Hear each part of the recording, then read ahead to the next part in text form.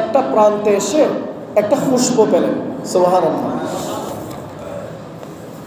নবী করিম সাল্লাল্লাহু আলাইহি ওয়াসাল্লাম একটা খুশবু পেলেন।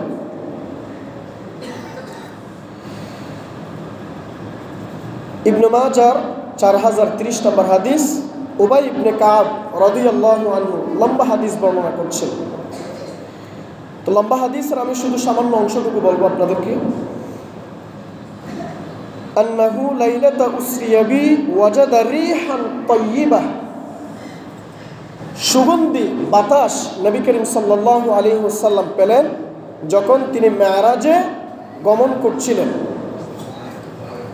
ফাকালা ইয়া জিবরিল মা হাদিহি রিহুত তাইয়্যিবাহ, হে জিবরিল, এই সুগন্ধময় বাতাসটা কিসের? এই সুগন্ধিটা কিসের?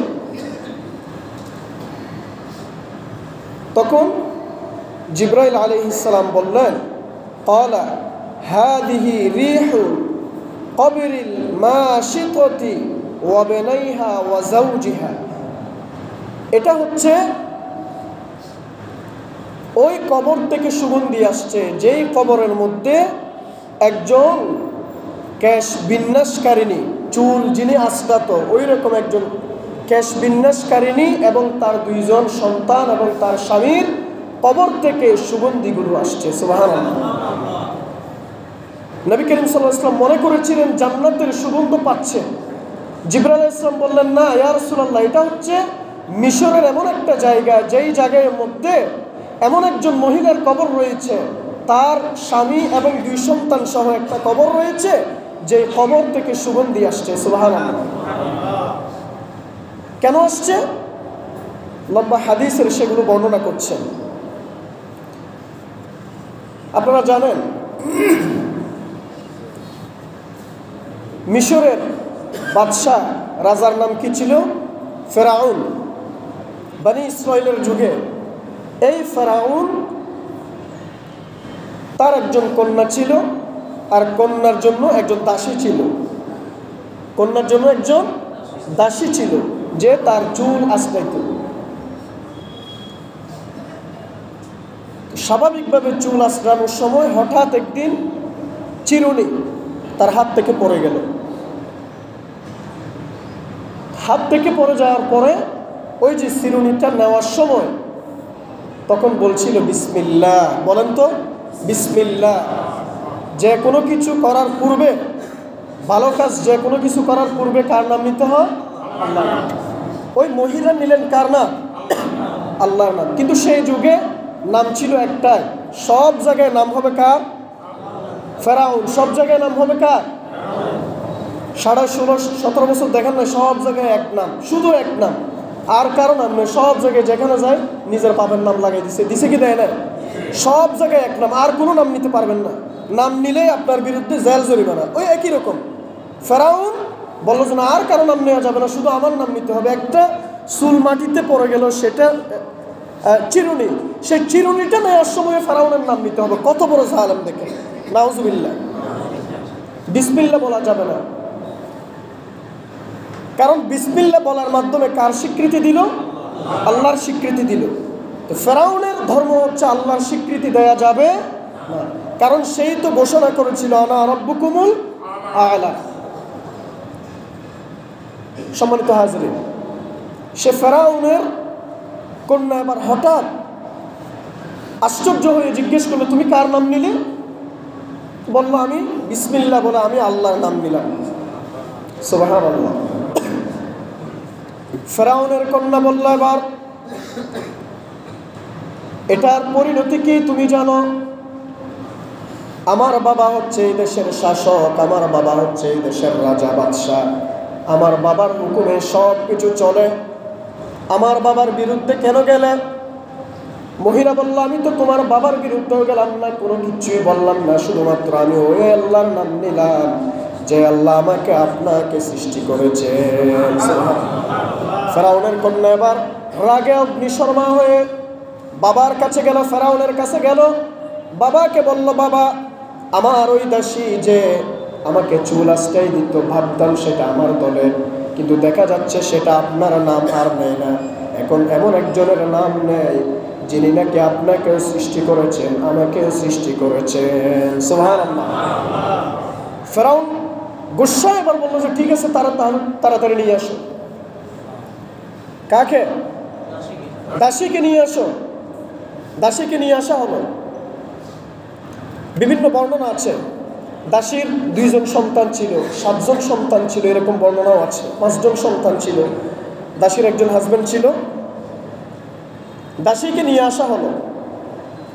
দাসীকে বলল, আমি শুনলাম তুমি নাকি আমার ধর্ম আর ছেড়ে দিয়েছ, তুমি নাকি এক আল্লাহর ধর্ম দাওয়াত দিচ্ছ, বিসমিল্লাহ বলেছ, এটা কতটুকু সত্য? দাসী বলল, হ্যাঁ, এতটাই সত্য, কারণ আপনি আমার সৃষ্টিকর্তা নয়, বরং আমি ওই আল্লাহর গোলামি করি, বান্দি করি, যে আল্লাহ আমাকেও সৃষ্টি করেছেন, আপনাকেও সৃষ্টি করেছেন। আল্লাহু আকবার। ফেরাউন বলল, তোমার কত বড় সাহস, তুমি আমার সামনে তার নাম নিলে? আমার সামনে তার কেন নাম নিলে? ফেরাউনের গুসা, এখন রাগ আরো বেড়ে গেল। দাসী, তুমি কি জানো এটার পরিণতি কি হতে পারে? হ্যাঁ, আমি জানি এটার পরিণতি কি হতে পারে, কিন্তু আমি প্রস্তুত আছি, আপনি যা মন চায় আমাকে করতে পারেন, কিন্তু আমি আপনার নাম নিব না, আমি ওই আল্লাহর নাম নিব যে আল্লাহ শুধুমাত্র আমাকে না, ফেরাউনের মতো জালেমকেও আল্লাহ তাআলা সৃষ্টি করেছেন। সুবহানাল্লাহ। ফেরাউন বলল, আবার ঠিক আছে, তাহলে এখন তোমার এই হাদিসের মধ্যে 2 জনের সন্তানের কথা আছে, দুগ্ধপুষ্য 2 জন সন্তান ছিল, তাদেরকে নিয়ে আসা হলো। তুমি যদি তোমার ধর্ম যদি ত্যাগ না করো, আমাকে যদি গ্রহণ না করো, আমার সামনে যদি ওই আল্লাহকে অবিশ্বাস না করো, তাহলে তোমার এই সন্তান দুটোকে আমি এখনই তোমার সামনে হত্যা করে ফেলব। দাসী বলল, আমি প্রস্তুত আছি, আপনি যা মন চাই করতে পারেন। সুবহানাল্লাহ। এবার ফেরাউন কড়াই নিয়ে আসতে বললেন, তেল ঢেলে দিলেন, নিচে আগুন দিয়ে টকবগে তেলগুলো যখন ফুটন্ত তেল যখন হয়ে গেল, তখন ওই দাসীকে বলল, দাসী, এবার সুযোগ দিচ্ছি তোমাকে, শেষ সুযোগ, যদি তুমি তোমার ঈমান যদি ত্যাগ না করো, তাহলে তোমাকে আগুনের মধ্যে, এই উত্তপ্ত তেলের মধ্যে ফেলে তোমার সন্তানদেরকে হত্যা করব, তোমার স্বামীকেও হত্যা করব, এমনকি তোমাকেও হত্যা করব। দাসী বলল, আমি প্রস্তুত আছি, আপনারা যা মন চায় করতে পারেন, তবুও আমি আমার ঈমান এক চুল পরিমাণ ছাড়ব না। আল্লাহু আকবার। ঈমান, আমরা তো সামান্য 5 টাকা 10 টাকার কাছে ঈমান বিক্রি করে, একটা চার বিনিময়ে ঈমান বিক্রি করে দিই।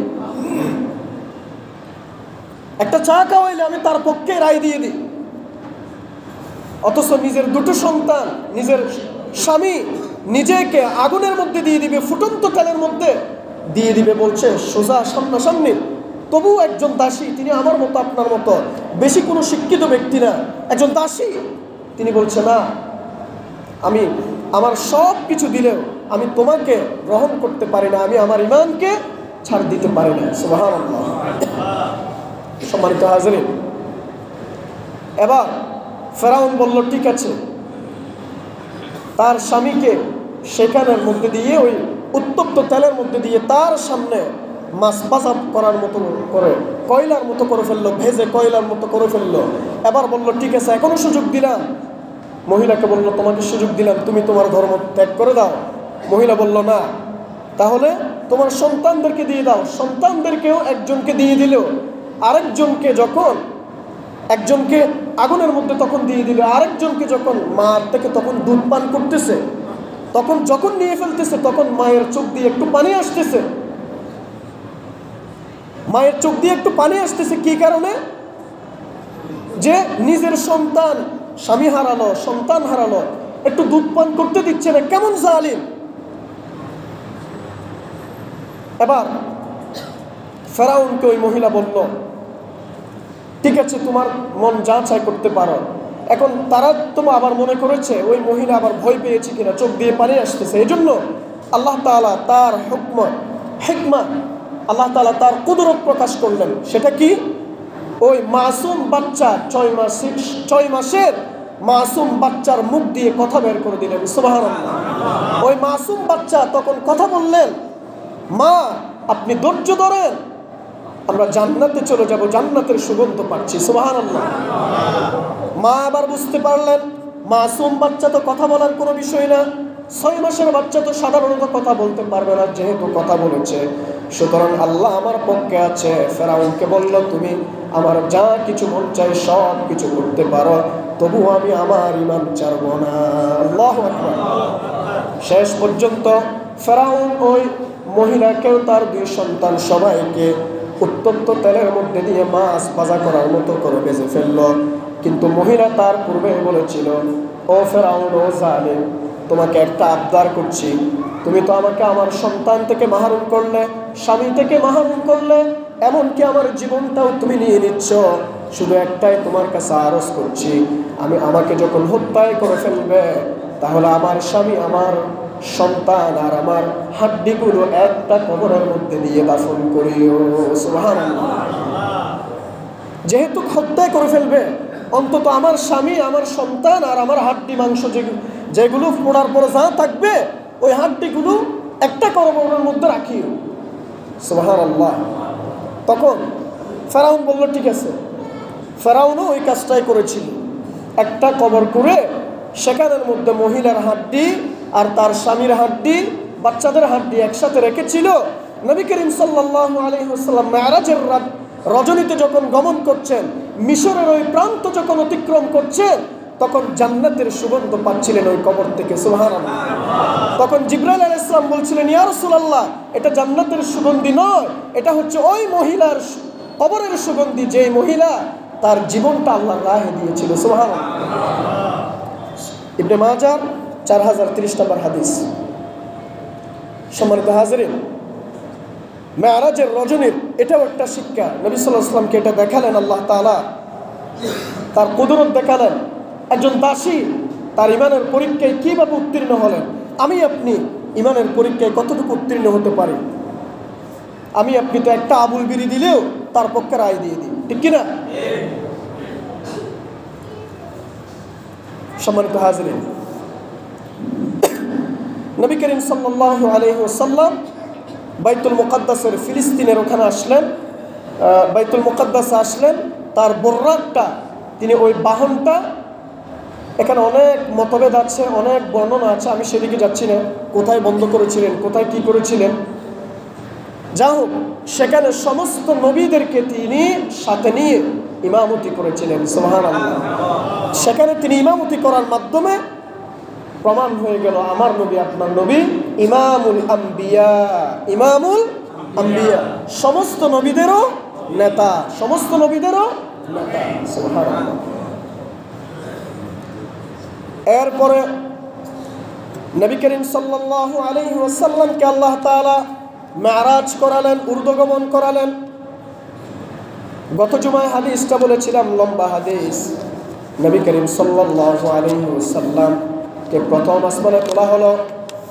আসমানে যখন তোলা হলো, তখন প্রথম আসমানের শুরুতে ওই যে ফেরেশতারা জিজ্ঞেস করেছিল কে এসেছে, এগুলো তো আপনাদেরকে বলেছি। এরপরে প্রথম আসমানে দেখা হলো, ওয়া যাকারা আন্নাহু লাকিয়া ফিস সামাইস সানিয়া ঈসা ওয়া ইয়াহইয়া আলাইহিস সালাম। প্রথম আসমানে তো আদম আলাইহিস সালামের সাথে দেখা হলো, আর দ্বিতীয় আসমানে দেখা হলো ঈসা এবং ইয়াহইয়া, এই দুইজন নবীর সাথে। এই দুইজন, তারা ছিল পরস্পর খালাতো ভাই, ঈসা আলাইহিস সালাম এবং ইয়াহইয়া আলাইহিস সালাম, এই দুইজনের সাথে সাক্ষাৎ পেয়েছিলেন। ওয়া ফিস সালিসাতি ইউসুফ আলাইহিস সালাম, তৃতীয় আসমানে ইউসুফ আলাইহিস সালামের সাথে সাক্ষাৎ করেছিলেন।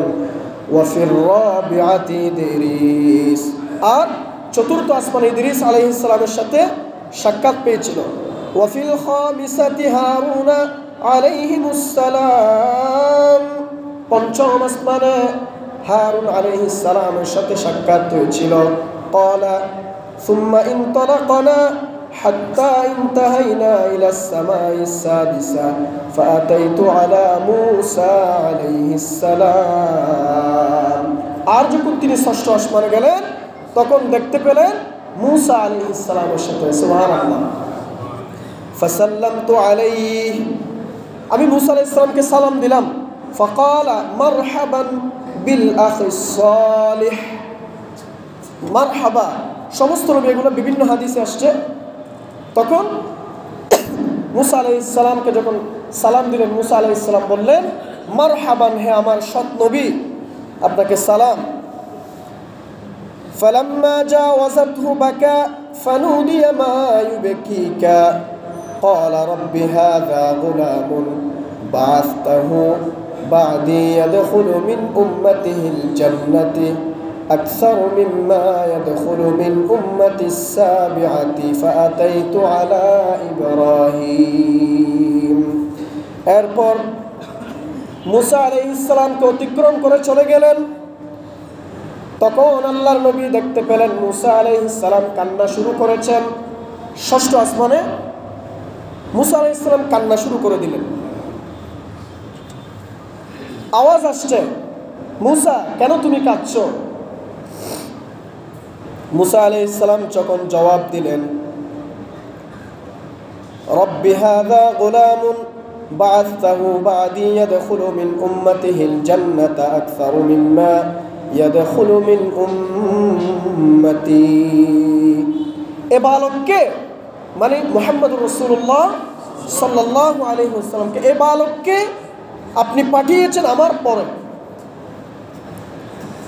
একজন যুবক, তাকে পাঠিয়েছেন আমার অনেক পরে, অথচ আমার উম্মত অপেক্ষা তার উম্মত অধিক সংখ্যায় জান্নাতে প্রবেশ করবে। সুবহানাল্লাহ। মুসা আলাইহিস সালাম কি জন্য কান্না করছেন? তিনি চিন্তা করছেন, আমার পরে পাঠিয়েছে আল্লাহর নবীকে, মুহাম্মদুর রাসূলুল্লাহ সাল্লাল্লাহু আলাইহি ওয়াসাল্লামকে, অথচ আমার তুলনায় তার উম্মতের অধিকাংশ লোক জান্নাতে প্রবেশ করবে। সুবহানাল্লাহ। কারণ তার উম্মত অধিকাংশ জাহান্নামে যাবে, জান্নাতে যেতে পারবে না, সেজন্য তিনি কান্না শুরু করে দিলেন।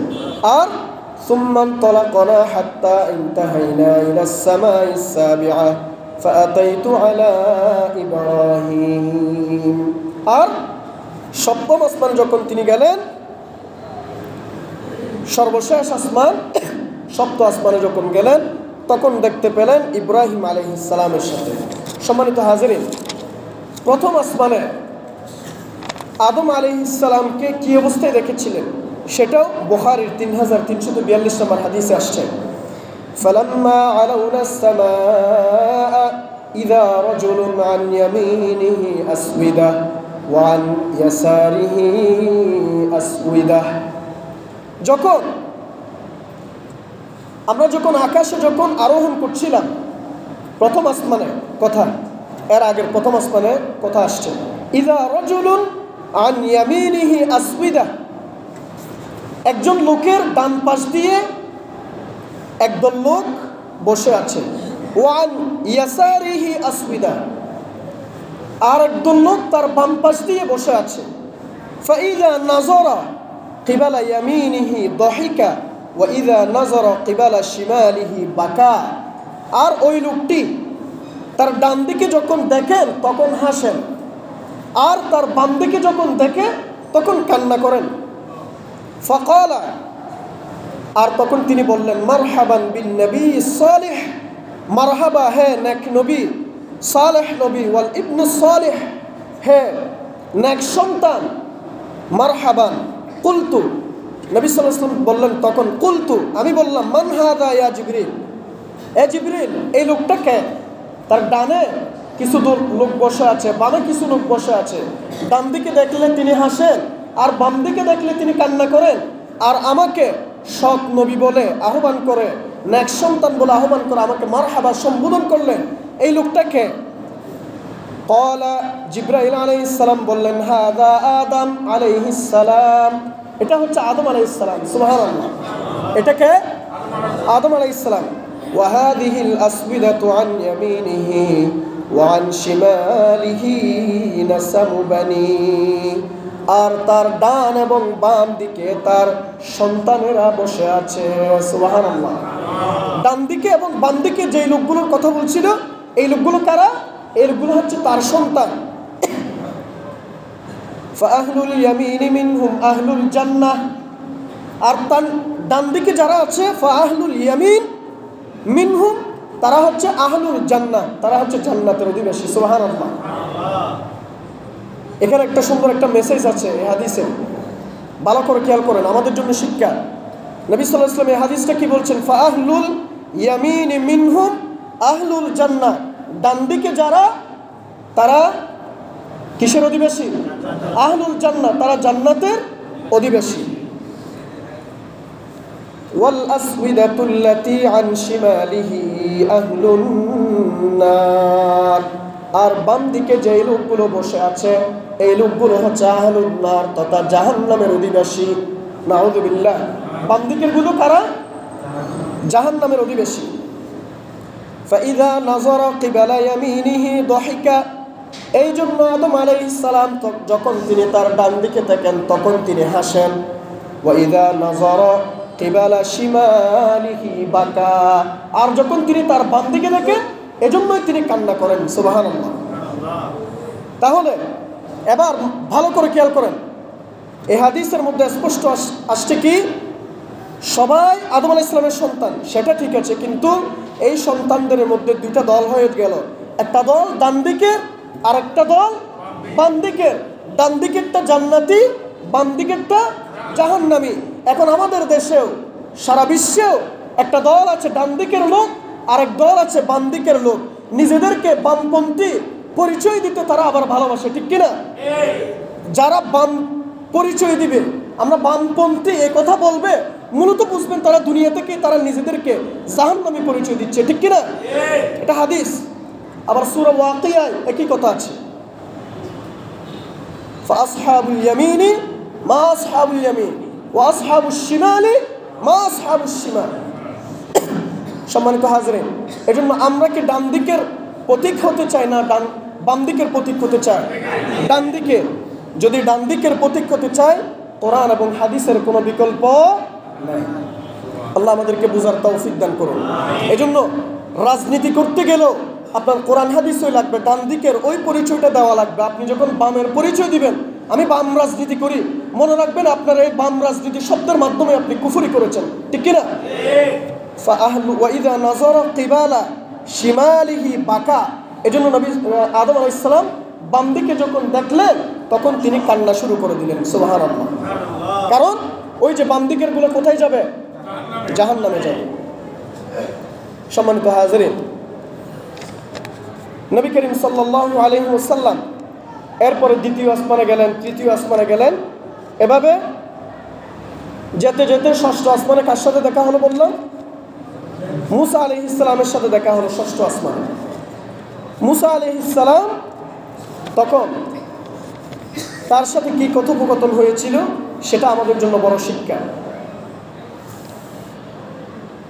কারণ যেহেতু সময় সংক্ষেপ, আমি সামনে যদি আল্লাহ যদি তৌফিক দেন আগামী জুমায় এই বিষয়ে কথা বলবো ইনশাআল্লাহ। মেরাজের পুরস্কার কয়টি বলছিলাম? নবী সাল্লাল্লাহু আলাইহি ওয়াসাল্লামের প্রাপ্তি মেরাজ আল্লাহ তাআলা পুরস্কার দিয়েছিলেন কয়টি? তিনটি। এক নাম্বার কি? গত জুমায় বলছিলাম, একটা হচ্ছে 5 ওয়াক্ত নামাজ, 2 নাম্বার হচ্ছে সূরা বাকারার শেষ 2 আয়াত, মাশাআল্লাহ, সূরা বাকারার শেষ 2 আয়াত। আর 3 নাম্বার হচ্ছে কি?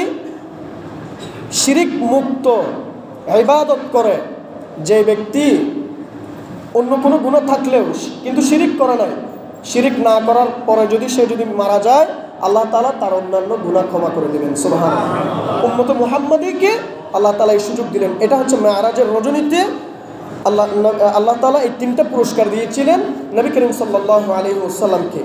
দলিল কি? সুনানে নাসাইর 401 নম্বর হাদিস। আন আব্দুল্লাহ ক্বালা লাম্মা উসরিয়া বিরাসূলিল্লাহ সাল্লাল্লাহু আলাইহি ওয়াসাল্লাম তুহিয়া বিহি ইলা সিদরাতিল মুনতাহা ওয়া হিয়া ফিস সামাইস সাদিসা ওয়া ইলাইহা ইয়ানতাহি মা উরিজা বিহি মিন তাহতিহা وإليها ينتهي ما أهبط به من فوقها حتى يقبض منها قال إذ يغشى السدرة ما يغشى قال فراش من ذهب فأعطي 3 الصلوات الخمس وخواتيم سورة البقرة ويغفر لمن مات من أمته ولا يشرك بالله شيئا المطهرات নাসাইর বর্ণনা 451 নম্বর হাদিস। আন আব্দুল্লাহ, হযরত আব্দুল্লাহ বলতে এখানে আব্দুল্লাহ ইবনে মাসউদ রাদিয়াল্লাহু আন, তিনি বর্ণনা করছেন নবী করিম সাল্লাল্লাহু আলাইহি ওয়াসাল্লাম যখন মেরাজে গেলেন, যখন ইসরা করলেন, উনতুহিয়া ইলা সিদরাতিল মুনতাহা ওয়া হিয়া ফিস সামাই সাদিসা, আর যেটা ষষ্ঠ আসমানে যেটা সিদরাতুল মুনতাহা ছিল সেখানে তিনি গিয়েছিলেন। সিদরাতুল মুনতাহা কি? সিদরাতুল মুনতাহার কথা কোরআনেও এসেছে সূরা নাজমে, এখানেও বেশ কয়েকটা হাদিসে আসছে। সিদরাতুল মুনতাহা কি? সিদরাতুল মুনতাহা হচ্ছে ফেরেশতারা তাদের সর্বশেষ জায়গা, যেই জায়গা তারা অতিক্রম করতে পারে না, ওই জায়গার নাম কি? আর এটা একটা ছিল গাছ, এটা একটা কি গাছ? কি গাছ সেটাও হাদিসে আসছে। বড়ই গাছ বলবো না, বিভিন্ন হাদিসে এগুলো বর্ণনা আছে কিরকম। যা হোক, এটা একটা গাছ।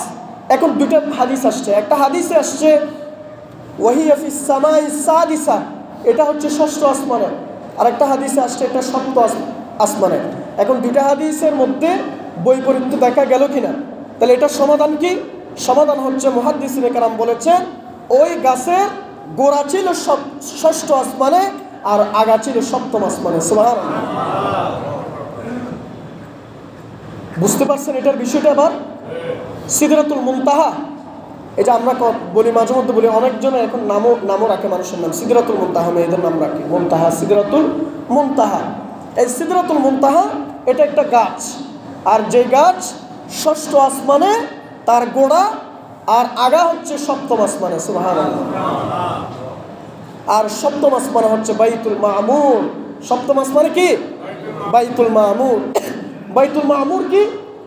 এটা আমাদের মসজিদ আর মন্দিরে হিন্দুরা যায়, এরকম বিভিন্ন ধর্মের বিভিন্ন লোকেরা তাদের উপাসনালয় থাকে কিনা, ফেরেশতাদেরকেও আল্লাহ তাআলা তারা যেন ইবাদত করতে পারে সেজন্য একটা জায়গা নির্ধারণ করে দিলেন। সেই জায়গার নাম কি? বাইতুল মামুর। সেটা কোন জায়গায়? সপ্তম আসমান। এগুলো সবগুলো নবী করিম সাল্লাল্লাহু আলাইহি ওয়াসাল্লামকে ওই রাতের শেষ একটা অংশে কোথায় মক্কার জমিনে ছিল, সেখান থেকে ফিলিস্তিনে নিয়ে আসছেন, সেখান থেকে আবার ঊর্ধ্বারোহণ করে প্রথম আসমান, দ্বিতীয় আসমান, তৃতীয় আসমান, চতুর্থ আসমান, পঞ্চম, ষষ্ঠ আসমান ভেদ করে সপ্তম আসমান পর্যন্ত আল্লাহ তাআলা সব কিছু দেখানোর পরে জান্নাত জাহান্নাম পরিভ্রমণ করলেন। সুবহানাল্লাহ। সম্মানিত হাজিরিন, এই বাইতুল মামুরে ডেইলি ৭০,০০০ ফেরেশতা আল্লাহর ইবাদত বান্দেগি করে। সুবহানাল্লাহ। আমি আরেকবার বলেছিলাম এই কথাটা, আমি আপনি আল্লাহর ইবাদত না করলে, আল্লাহর বান্দেগি না করলে আল্লাহর কি ক্ষতি হবে? আল্লাহর কোনো ক্ষতি হবে? বরং আল্লাহর ইবাদত বান্দেগি করার জন্য আমাকে আপনাকে দরকার নাই তো। এমনকি হাত্তাল হুত, ওই যে পানির মধ্যে যেটা তিমি মাছ আছে, সেই তিমি মাছ পর্যন্ত আল্লাহর তাসবিহ পাঠ করে। সুবহানাল্লাহ। আর ফেরেশতারা এমন অধিক ফেরেশতা, কত, এর কোনো সীমা নেই, গণনা নেই। কিরকম? বাইতুল মামুরে সহিহ হাদিসে আসছে প্রতিদিন ৭০,০০০ ফেরেশতা আল্লাহর ইবাদত বান্দেগি করে। আর আজকে যারা ৭০,০০০ ঢুকেছে বাইতুল মামুরে, কিয়ামত পর্যন্ত ওই ৭০,০০০ ফেরেশতা আর ঢোকার সুযোগ পাবে না। সুবহানাল্লাহ। এতগুলো ফেরেশতা আল্লাহর ইবাদত বান্দেগি করে। তাহলে আল্লাহকে আমার আপনার থেকে আল্লাহ আমাকে শুধুমাত্র ওই যে মানে আমাদের ইবাদতের দিকে তাকায় আছে নাকি? মনে করতেছেন আমরা ইবাদত না করলে আল্লাহর কোনো ক্ষতি হবে নাকি? বরং আমরা ইবাদত করবো আমাদের নিজেদেরকে জান্নাতে নিয়ে যাওয়ার জন্য, জাহান্নাম থেকে মুক্তি দেওয়ার জন্য। আমরা ইবাদত না করলে কিচ্ছু যায় আসে না, কারণ এত অধিক ফেরেশতা বাইতুল মামুরের বিষয়টা দেখেন, শুধু ৭০,০০০ ফেরেশতা আজকে যারা ঢুকবে কিয়ামত পর্যন্ত আর তারা সুযোগ পাবে না। আগামীকাল নতুন ৭০,০০০, পরের দিন নতুন ৭০,০০০ ফেরেশতা, এইরকম কিয়ামত পর্যন্ত প্রত্যেক দিন নতুন নতুন ৭০,০০০ ফেরেশতা শুধুমাত্র বাইতুল মামুরে বসে বসে আল্লাহর ইবাদত বান্দেগি করে। সুবহানাল্লাহ। ও মুসলমানেরা, এখনো পর্যন্ত আমরা আল্লাহর ইবাদত থেকে গাফেল, আমরা আল্লাহর ইবাদত বান্দেগি থেকে দূরে। তাহলে কি বোঝা যায়? আল্লাহ আমাদেরকে বোঝার তৌফিক দান করুন, আমিন। সম্মানিত হাজিরিন, وقال في الحديث وحدث نبي الله صلى الله عليه وسلم أنه رأى 4 أنهار يخرج من أصلها نهران ظاهران ونهران باطنان فقلت يا جبريل ما هذه الأنهار قال أما النهران الباطنان فنهران في الجنة وأما الظاهران فالنيل والفرات এই হাদিসে নবী সাল্লাল্লাহু আলাইহি ওয়াসাল্লাম আরো বলেছেন আন্নাহু রাআ 4 আনহার, সেখানে তিনি 4টি নহর দেখেছেন। 4টি নহর দেখেছেন। নহর মানে কি? নদী। ইয়াখরুজু মিন আসলিহা নাহরানি যাহিরান ওয়া নাহরানি বাতিনান। ওই 4টি নহরের দুইটি নহরের গোড়া হচ্ছে সেখানে। কোথায়? আমরা সিদরাতুল মুনতাহার আলোচনা করছিলাম। সিদরাতুল মুনতাহার গোড়ায় 2টা নদীর গোড়া হচ্ছে সিদরাতুল মুনতাহা। ওয়া নাহরানি বাতিনান, আর 2টা নদী অপ্রকাশ্য, এর কোনো গোড়ার বাহিরে। ফাকুলতু ইয়া জিবরিল মা হাযিহিল আনহার, ও জিবরাইল এই আনহার নহরগুলা কি? ক্বালা আম্মান নাহরানিল বাতিনানি ফানাহরানি ফিল জান্নাহ। ইয়া রাসূলুল্লাহ, যে 2টা নহর এই সিদরাতুল মুনতাহার গোড়া থেকে উৎপন্ন হয়েছে, এই 2টা নহর হচ্ছে জান্নাতের নহর। সুবহানাল্লাহ। ওয়া আম্মাল যাহিরান ফান্নীল ওয়াল ফিরাত, আর 2টি নহর যেগুলোর গোড়া দেখা যাচ্ছে না, সেই 2টা নহর হচ্ছে, একটা হচ্ছে নীল নদী আর একটা হচ্ছে ফুরাত নদী। কারণ এই 2টা নদী দেখতে সাধারণত ওই জান্নাতের নহরের মতো, সেজন্য নবী করিম সাল্লাল্লাহু আলাইহি ওয়াসাল্লামকে আল্লাহ তাআলা সেটাও দেখিয়ে দিয়েছেন। সুবহানাল্লাহ। যে 2টা নহর দেখা যাচ্ছে, সেই 2টা নহর কিসের? ওই যে সিদরাতুল মুনতাহার গোড়া থেকে উৎপন্ন হয়েছে, এগুলো জান্নাতের নহর। আর যে 2 নহর দেখা যাচ্ছে না, নদী দেখা যাচ্ছে না গোড়া, সেই 2টা হচ্ছে, একটা ফুরাত নদী আর একটা হচ্ছে নীল নদী। সম্মানিত হাজরিন, আল্লাহ আমাদেরকে বুঝার তৌফিক দান করুন। ওয়া আখিরু